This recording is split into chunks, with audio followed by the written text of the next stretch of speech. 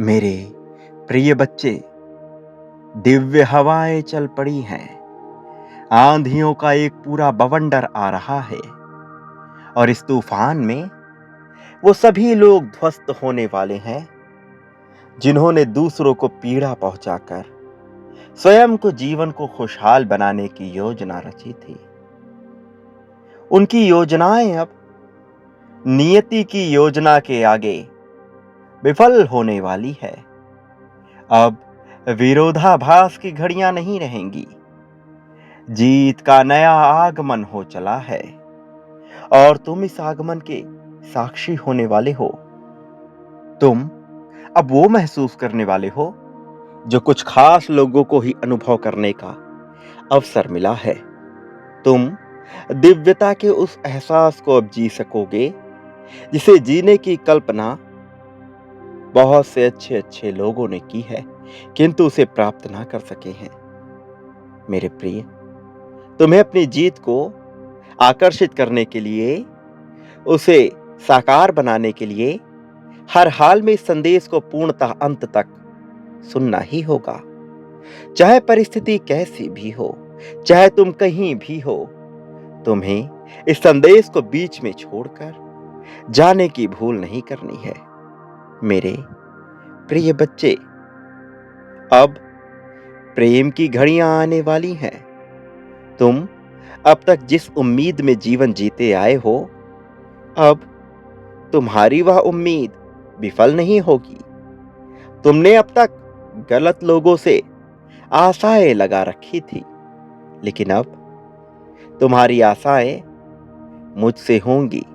अब तुम्हारी आशाएं वास्तविक जीव से होगी, ना कि दूसरों के इशारों पर चलने वाले उन जीवों से जो वास्तव में परमात्मा का अंश होकर के भी परमात्मा का अंश नहीं बन पाते। तुम स्वयं ही अब परमात्मा से उम्मीद लगाओगे।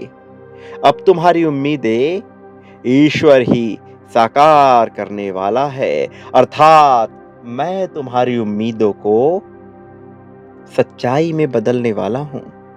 इसलिए मेरे प्रिय, यह घड़ियां तुम्हारे लिए बहुत महत्वपूर्ण हैं और हर हाल में तुम्हें इन घड़ियों में नकारात्मक चीजों की बिल्कुल भी ना तो उम्मीद करनी है, ना तो अपनी वाणी में, ना अपने विचारों में उसे लाना है। और यदि यह भूले भटके आ भी जाए तो तत्काल यह सोचो कि तुम इसे त्याग रहे हो, तुम इसे छोड़ रहे हो।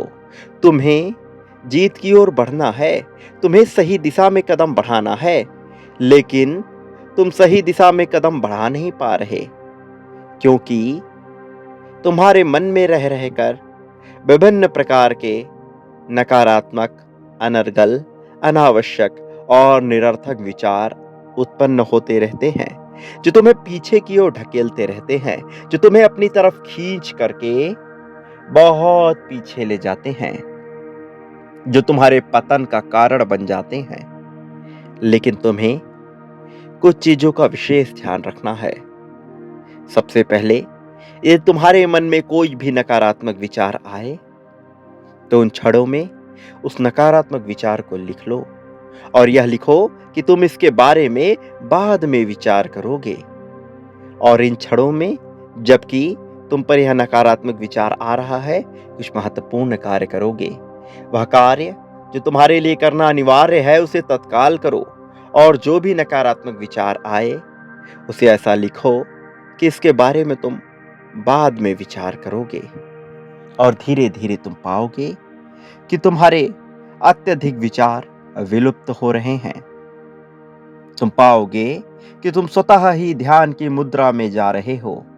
धीरे धीरे तुम अपने मन को, अपने चित्त को शांत होते हुए महसूस कर पाओगे और वास्तव में यह तुम्हारे लिए अत्यंत आवश्यक है, क्योंकि यदि तुम ऐसा नहीं करोगे तो जीत बहुत दूर रह जाएगी, प्रेम बहुत दूर रह जाएगा।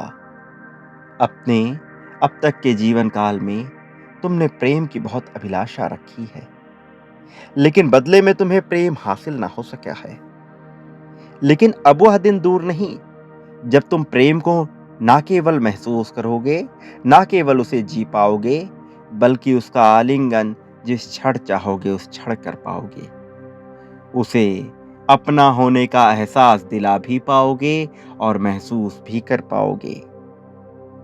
प्रिय बच्चे, तुम्हारा यह जीवन अब श्रेष्ठता की पराकाष्ठा तक पहुंचेगा। तुम्हारा यह जीवन अब सच्चाई के राह पर चलेगा। तुम्हें अब जीतने से कोई रोक नहीं सकता। तुम पर ना केवल मेरा दिव्य आशीर्वाद है, बल्कि मेरी ऊर्जाएं विभिन्न प्रकार की शक्तियों का रूप धारण करके तुम्हें जीत दिलाने के लिए तुम्हारे पास आ रही हैं। तुम अब इससे वंचित नहीं रहोगे। अब तुम पर प्रेम की वर्षा होगी और तुम्हें अचानक ही एक गुप्त रहस्य का पता लगेगा और वह धन भी प्राप्त होगा जो अब तक तुमसे छुपा हुआ था, लेकिन जो तुम्हारे नसीब में लिखा हुआ था। अब तुम उस गुप्त धन और उस गुप्त रहस्य को जान पाओगे। अब समय तुम्हारे पक्ष में कार्य करने को स्वतः ही विवश होगा। मेरे प्रिय, अब तक तुम निराशा के जिस डोर से बंधे हुए थे, वह डोर अब टूटने वाला है। अब बेड़ियां टूटने वाली हैं। वास्तव में अब प्रसन्नता का समय आने वाला है। अब खुशहाली का समय आने वाला है। अब उत्सव मनाने का समय आने वाला है।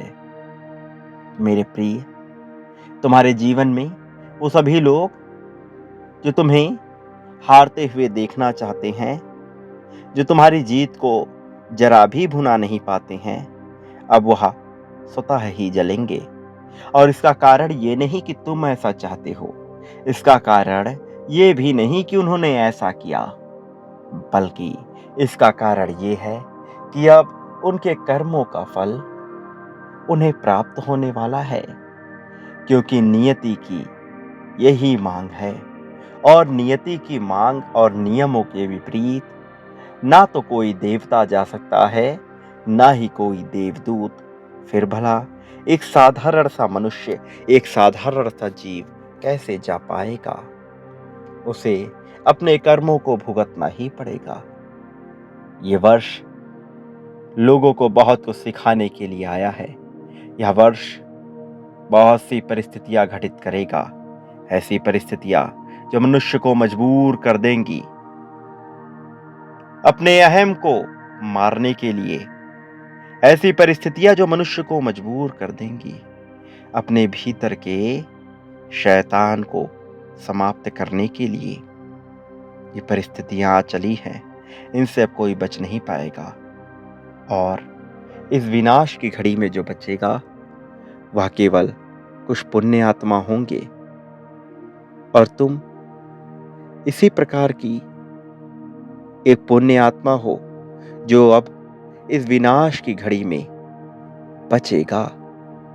मेरे प्रिय, तुम ना केवल प्रेम को हासिल करोगे, ना केवल जीत को हासिल करोगे, बल्कि दिव्यता को भी महसूस कर पाओगे। मेरे एहसास को भी महसूस कर पाओगे।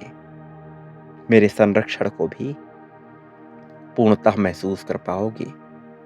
यह समय वास्तव में तुम्हारे लिए न केवल प्रगति का है, न केवल मानव उद्धार का है, बल्कि अपने होने का, अपने अस्तित्व के मूल्य का एहसास करने का है।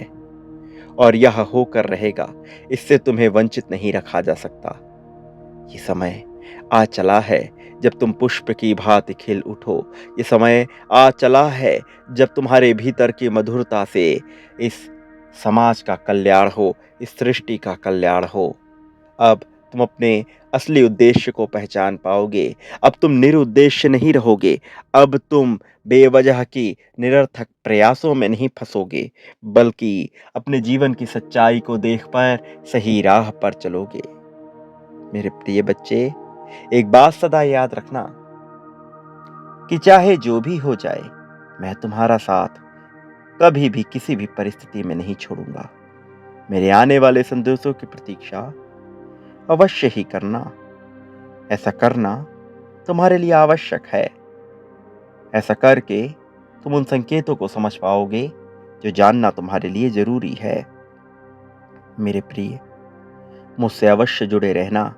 और एक बात याद रखना, तुम इस संसार में जो भी बांटते हो, अपने लिए भी बदले में वही प्राप्त करते हो। फिर चाहे धन बांटो, प्रेम बांटो, समर्पण बांटो, त्याग बांटो या ईर्ष्या, तुम मेरे प्रति भी जो पाना चाहते हो वही बांटना प्रारंभ करो। वह तुम्हें अवश्य मिलकर रहेगा, बहुत जल्द मिलकर रहेगा। तुम्हारा इस जगत में अवश्य ही कल्याण होगा। तुम्हारी प्रगति को कोई टाल नहीं सकता। सदा सुखी रहो।